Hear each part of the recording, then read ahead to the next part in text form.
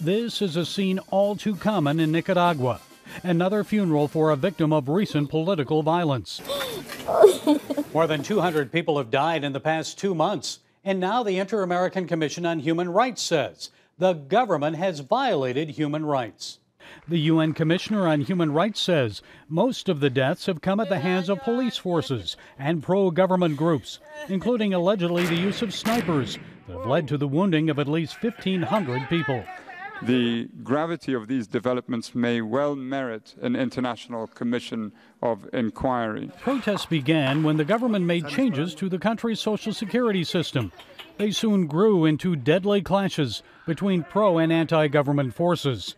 The unrest comes of no surprise to President Daniel Ortega's stepdaughter, Zoila America Ortega Murillo, who now lives in Costa Rica. She suggests Nicaraguans are tired of government corruption, and she says her stepfather is an immoral man. In 1998, Zoila America went public with allegations that Ortega sexually abused her when she was 9 years old. Everybody was defending Daniel Ortega because of his power.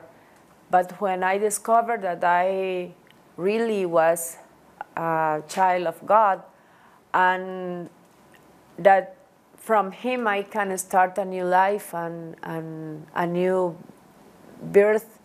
In this moment I understand that God is the perfect Father. And now, 20 years later, she says Nicaraguans and the world may finally believe she was sexually abused by the Sandinista leader. The Nicaraguan people is starting to a process of awakening, to knowing who is Daniel Ortega really, and maybe now they can say, yes, Daniel Ortega is capable of making sexual abuse too, because he's an abuser.